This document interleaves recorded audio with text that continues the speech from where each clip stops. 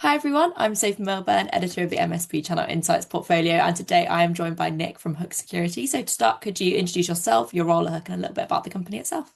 Thanks so much for having me on here, Sophie. So my name is Nick Wolf. I'm the VP of Sales and Channel Chief here at Hook Security.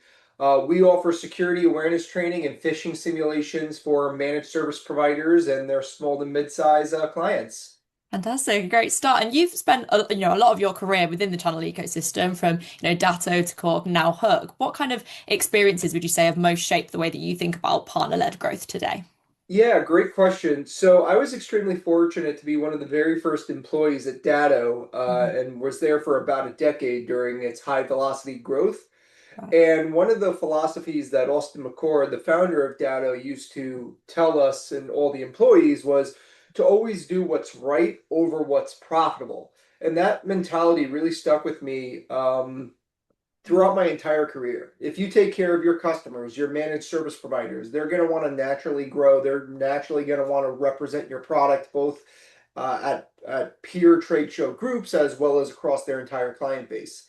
So that's really what I think is a foundation to partner-led growth is doing what's right for your customers, for your partners over what is necessarily profitable. Maybe there was a bump in the road during onboarding, or there was a support ticket issue that just it lasted a bit longer than it needed to. What can we do to get creative there? Whether it's a temporary reduction in licenses or credit or maybe some swag to send to the office as an I'm sorry, or give them some MDF for their next event. So thinking outside the box and creative versus having those strict red tapes. Sorry, still pay us. You got to be flexible and do what's right over profitable for your MSPs.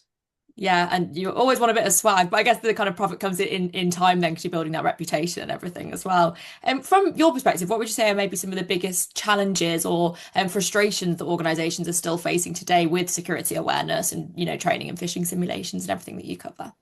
Yeah, so the biggest frustration out there with traditional security awareness training, it really is because it treats humans like weakest links that need to be patched, but Mm. we're not software, we're not a computer that needs to be patched or updated.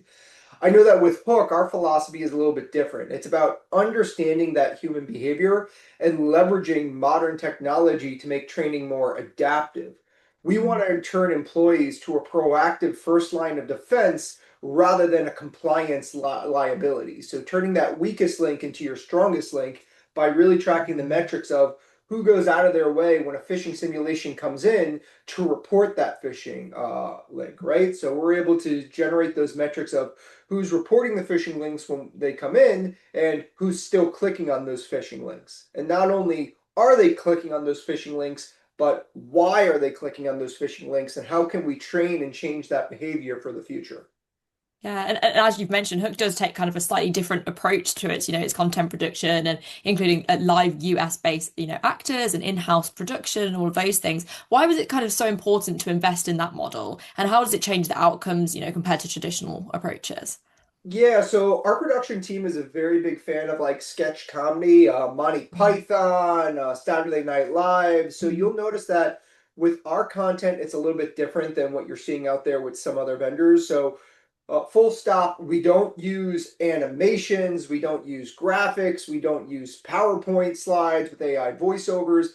Everything we do is live action content with actors or even some of our employees that jump in front of the camera from time to time, really to make it more engaging and track and tackle the human psychology of learning versus just the typical roll your eyes like I gotta watch this because my boss says it. So a lot of our trainings are designed to be high value, more micro learnings, fun, engaging. Some of the training is humorous. Some of our trainings have, lightsabers in it. So whatever we can do to keep the eyes on the screen versus the eyes, somewhere else and them just clicking through and going next, next, next until they could get their green checkbox and go on. And Mhm. because the content is actually more engaging, we're typically seeing the completion rate skyrocket because it's something fun to watch versus mandatory to watch and just check the box and move on. Yeah, and I guess more authentic through that as well. And Yep. you've made, several changes since starting at Hooks and joining Hooks. So, including, lowering entry requirements and introducing free NFR licenses and moving to more kind of flexible commercial terms. What was kind of the thinking behind making those platforms more accessible and, partner friendly? Yeah, sure thing. So my philosophy is again, if you build it, they will come, right? Yeah, as much as I would like to lock you in for a 3-year contract and sell you a batch of 2,000 users. Don't get me wrong. I'm a VP of sales. I have a quota to hit. I would love to do that. But in reality, a lot of MSPs need the flexibility to start off small and naturally grow from there. So what I did was I lowered our minimum commitment. It's less than 100 users to get started with us. Instead of it being a 1-year contract, it's month-to-month terms, so you could come and go as you see fit. MSPs that sign up with us now get free NFR licenses so they could train their entire team and staff at no additional cost. As well as we rolled out a price lock guarantee.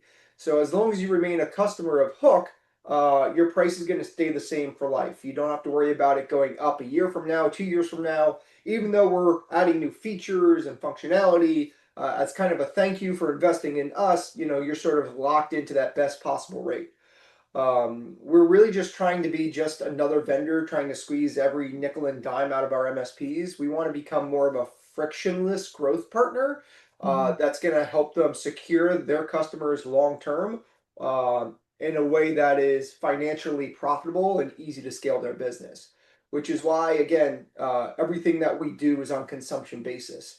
So if you're at 753 licenses today, your bill is for 753 licenses. You're going to be able to drill down and see where those 753 licenses are. So if you have 12 licenses at customer number 1 and 15 licenses at customer number 2, it's extremely easy for you to analyze where your spend is so you can do your billing and reconciliation accordingly when it comes time to charge your clients as an MSP. Right. And one of the things that you do as well is the autopilot capabilities. And that sounds like a time saver for partners. So how does that kind of work in practice and what kind of impact are you seeing through that? Yeah, so autopilot is definitely one of our key features, aside from having the live action content. So when it comes to our autopilot mode for security awareness training and phishing simulation, think about how a lot of MSPs handle like EDR and XDR type of solutions, which I've also sold in the past. Endpoint detection and response for those who don't know the acronym. Mhm. So typically with these managed XDR and EDR solutions, MSPs don't have a 24/7 engineering team looking at the monitors 24/7, staring at log files. Instead, what they do is they take all this information and they correlate it and they send it over to their SIM platform or their SOC or their outsourced SOC team that's going to be handling a lot of the monitoring, triaging, and remediation. Right. That way, the MSP can focus on growing their business, staying profitable, then looking at tickets and looking at logs. That's how it works in the EDR, XDR, MDR space. So we're basically taking that type of mindset and bringing it over to security awareness and phishing simulation.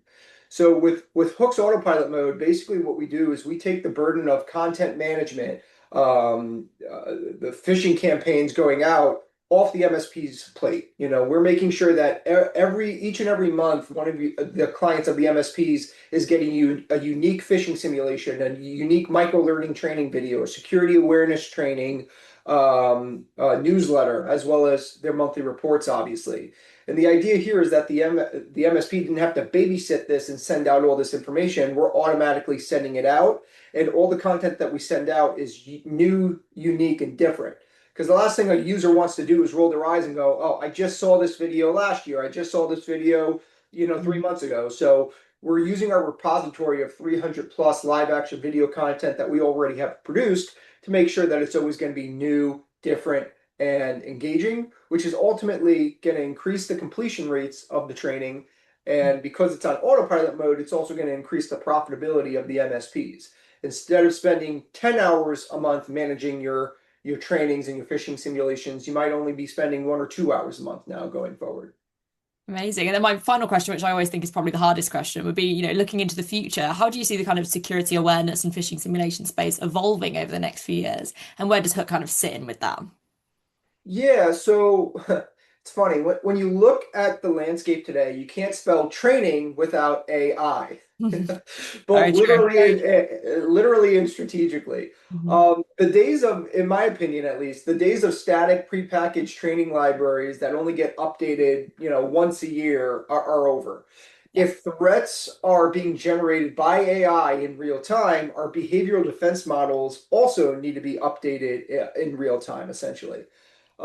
As the threat of AI volume also increases, users are going to get burned out with traditional training. Like, yes, we know AI is bad. I watched this video 6 months ago. It's the same video. Mm. So Hook's approach is a little bit different because we're more of a psychology-based approach in our entertainment grade production facility with live action actors.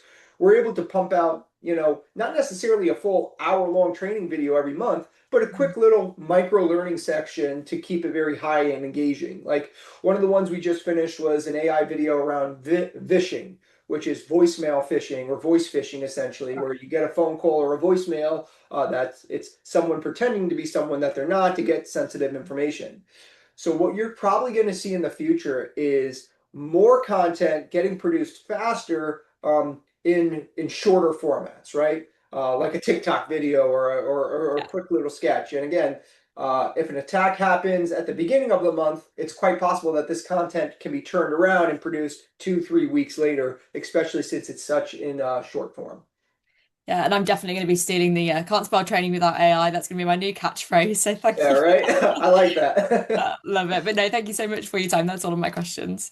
Yeah, appreciate you for having me on. And if any MSPs have any questions at Hook, they could connect with me on LinkedIn or visit hooksecurity.co. Thanks again, Sophie. I appreciate it.